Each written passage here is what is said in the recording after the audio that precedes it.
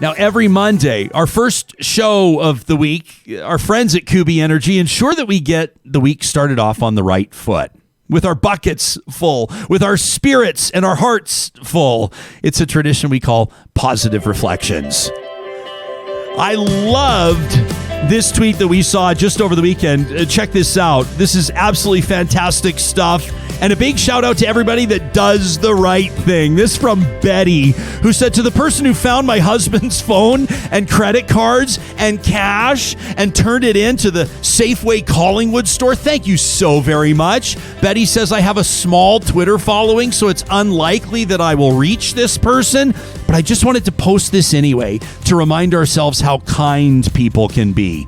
Well, I grabbed this last night when it had about 4,500 retweets and about 22,000 likes, and so it sounds like word is spreading, but Betty, we wanted to use our platform too. So if you're the person, maybe out walking your dog right now, your AirPods are in, you're listening to Real Talk, and this is the first you're hearing of it, you made Betty's day, her husband's too. Thank you from all of us. And this one from Paula, who wrote in to put this story on our radar. She says, Ryan, there's so much talk about how people believe that Alberta should better emulate Norway when it comes to energy policy. Paula says, now I know to a certain degree it's apples and oranges. Norway's a country, Alberta's a province, and of course there's everything else in the mix that complicates this, but have you paid attention to Norway turning its last Arctic coal mine into a national park? Well, Paula caught our attention, and so we took a look, and this is the Svalbard Archipelago and the Van Meanfjord. It's a striking wilderness, but as you can see, coal exports have been a big part of that local economy for many, many years. Well, experts say converting it now to the expansion of a massive national park will turn this into one of the most resilient areas under current threat from climate change. Look at this. It's a home to polar bears and seals and many other Arctic species. We're talking about 61,000 square kilometers. It's a very valuable hunting ground for polar bears.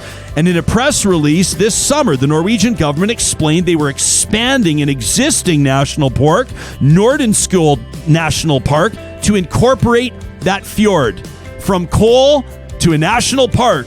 Paula says, now that's a Norwegian example I can get behind. Paula, thanks for putting that story on our radar. If there's something that's inspired you, that's encouraged you, that's really made your day, we want to hear about it. You can send your positive reflection to talk@ryanjesperson.com. And of course, that's something that we're always keeping an eye on, our email inbox. If today's show has resonated with you, we'd love for you to smash the like button. Tell your friends about it. If you don't currently subscribe to our YouTube channel or our podcast, thank you in advance for doing that now. We've got a great week of shows in store. I can't wait to talk to retired Colonel Chris Hadfield, commander of the International Space Station, making Canadians proud.